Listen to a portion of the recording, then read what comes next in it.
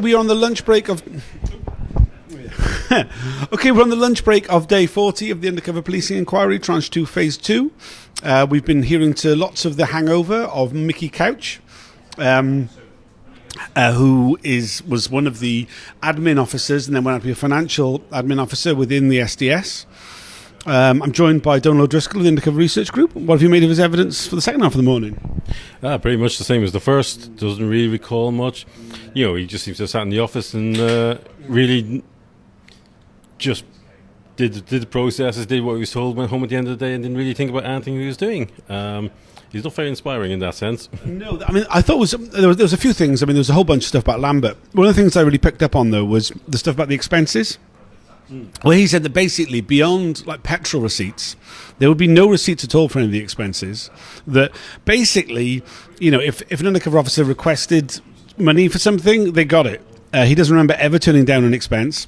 He said, would it have been possible that, you know, that they were claiming things they shouldn't have? There would have been no way of knowing, but he never suspected anything. So one of the things he didn't ask about, but was obviously on everybody's mind, is they were getting expenses for all the boozing. And it's quite clear that there was a lot of drinking going on. There's no way they were doing all, and if they're buying rounds, I think I'll get that and do that out of pocket. But I think the main thing that came from the expenses is how much overtime they were getting. That's a real big issue.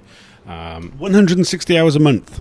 It's an incredible amount. It's like basically they go to work in the morning, go to the office, spend all the time writing up reports, which they probably claim for, and then they're claiming for all their time in the evening and weekends. Like one was saying, like weekends, like 48 hours if they're away. It's like no wonder a lot of them have marital issues because they were never at home to actually see their family. But it's clear that they were prioritising getting the overtime over the family relationships. This hasn't really come out in this evidence, but when you start reading through the lines, if you're spending that amount of time away, your family, where actually are your priorities? I mean, literally, I mean, it's an 80-hour week is basically what they're suggesting. And it was quite funny, actually, when he said, well, if they were going away and they might have to claim for 24 or 36 or 72 hours of overtime for a weekend. And you're like, bloody hell. But apparently, you know, there was this cap on 160 hours, which reduced to 120 at some point in 1986. It was in the 87 report. But he says, you know, it was often that they would go over the cap, both in terms of overtime hours and expenses. And this was just sort of routine. He just signed it off. He said the financial officer would come down from the financial department once a year, check everything, would see there was only receipts for petrol. Didn't seem to bother him. There was never any comeback. It was all fine. Yeah, and just like there was a bit about morale went down a bit, and it's just like you're still getting paid way more than everybody else. You're having a nice little cushy life, and it's all about you know the officers need to come home to themselves and morale and stuff, and this was impinging. It's like no real acknowledgement that these are officers out in the lash pretty much every other night of the week, sleeping with women, having constant reference to affairs. It's like, come on. Oh, no, because Couch thinks it was a really dangerous job. It's like, give us a break. They deserved everything they got, is what he said. He was referred to the comments we heard on Tuesday, I think it was, from Tony Waite, the DCI of the unit at the time when Couch was an admin officer, that these sexual relationships were inevitable. And Coach goes on this whole thing about like, well, if you bring girls and guys together, that these things could happen. And if an officer was to turn down the advance from a woman in the group, this would somehow, she might think, oh, what's wrong with me? And turn against the officer. So he could understand why it happened. I mean, this at the same time we're going, nope, never talked about. No, I was never aware. He then also admitted that he was aware of HN32 which is Bondy, Alan Bond. Alan Bond, yeah. Yeah. He said he was told in a barroom talk after he'd been in the SDS that Alan Bond had a one-night stand, and then that HN19 had told him that Alan Bond had fathered a child. He hadn't mentioned that in any of his statements, written statements, as far as I understood. I think he just mentions that he'd been told about the relationship. I don't know about don't think the child was mentioned. Right. No. I mean, then we got to a whole section about Bob Lambert, and this whole thing of him being on that raid, on the mock raid on Lambert's flat. That was insane. So basically, this is a mock raid by CID, not CND. That would be weird.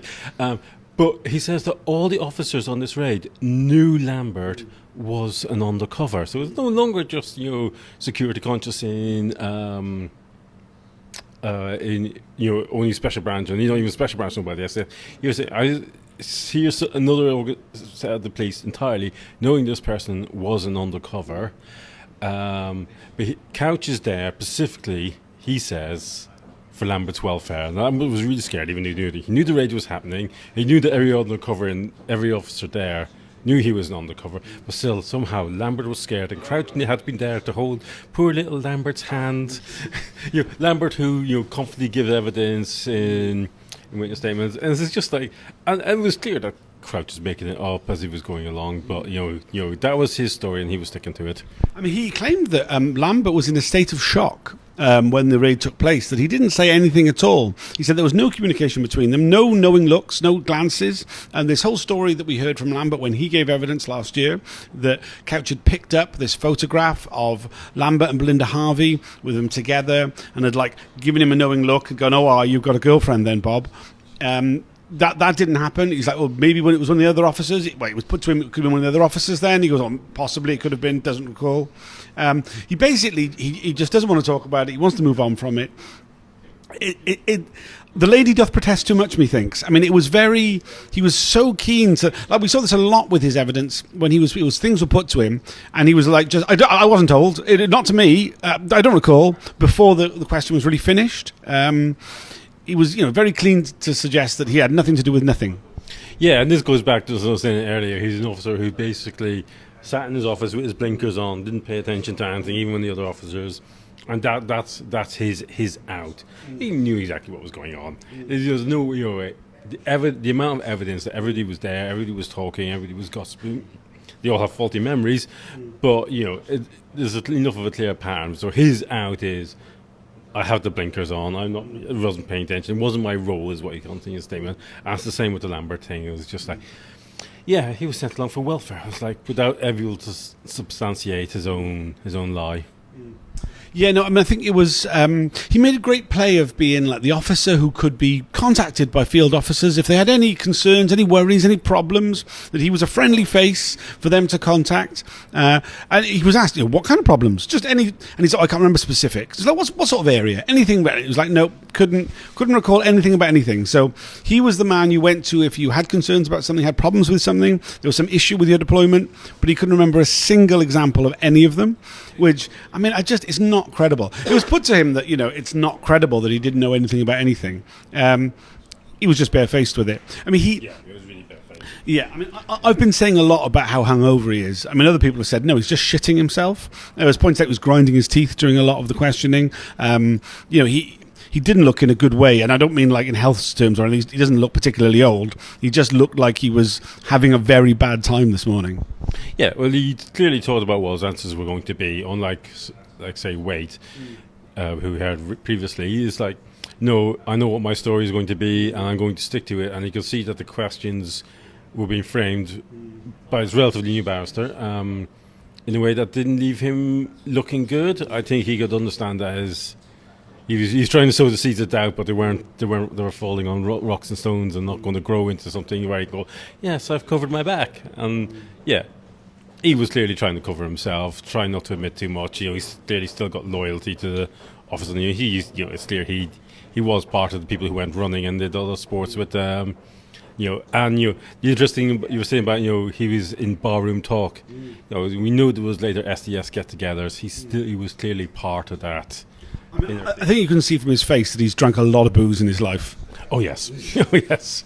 I mean, he even said he didn't become an undercover officer himself in 1973 because he enjoyed his social life too much.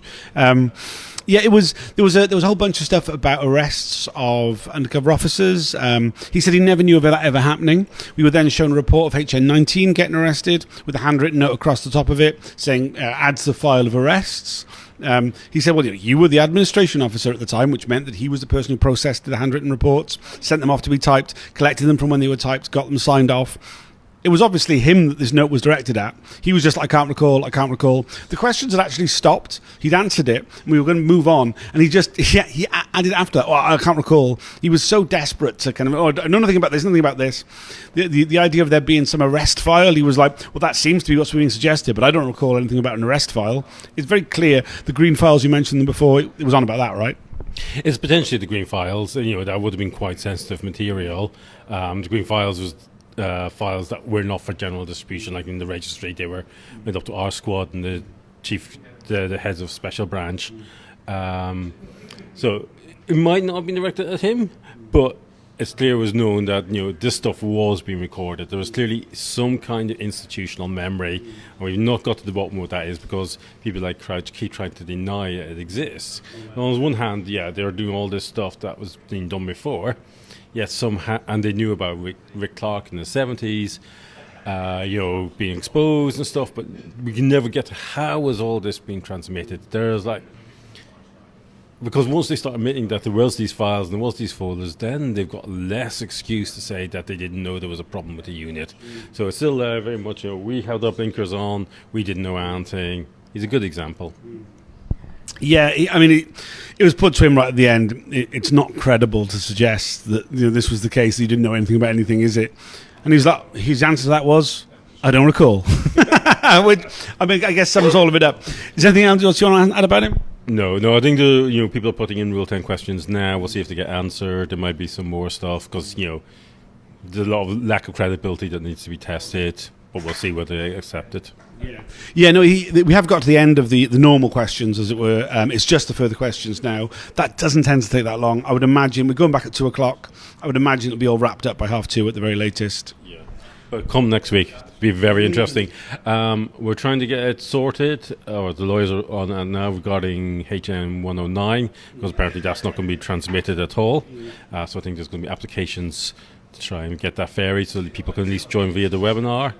But if that's not successful, then anybody wants to hear him will have to come to the inquiry venue to hear it. And I do really recommend that people listen in to HM109. He's one of the most important managers. So don't let him go by unnoticed. We're hoping he has a lot to say. Absolutely. HM109 on Wednesday and Thursday next week. First, we've got Eric Docker on Monday and Tuesday. That'll be interesting. It will definitely be interesting, yes. Yeah, he really will. He was the DCI of the unit when Bob Lambert was planting incendiary devices, that whole period. HM109 was the DI of that period. It should be very interesting.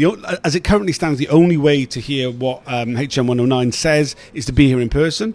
Also, if you come along in person, you too could be sat here talking to me, talking to Donal about what you've heard, what you think of it.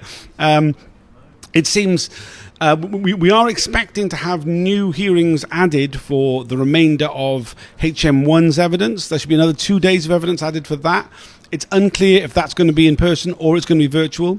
There's also Malcolm McLeod's evidence, which is on the 10th and the 11th. That is going to be virtual. So this might be a last chance to come along in person for a few months. We still don't know when Tranche 3 is going to start. It was meant to be starting in April. As it currently stands, they said they'll give us 4 months' notice for when it starts. So they haven't given us a date yet, so it's at least 4 months away at any given time until we know any further. So please, if you are able to come next week, if you have an interest in any way, do come along next week. I think all 4 days of hearings, Monday to Thursday, will be very much worth hearing. It's highly possible they'll be hearing on Friday as well, because as we've seen with the witnesses who've got a lot to say, these things can run on. So it may well be that it's sitting on Friday as well. Nothing else to add? I'll do another video after the further questions are finished. Not sure if with Donal or with somebody else. Belinda Harvey might be joining us. She was going to join us earlier, but got Donal instead. Thanks for joining. See you soon.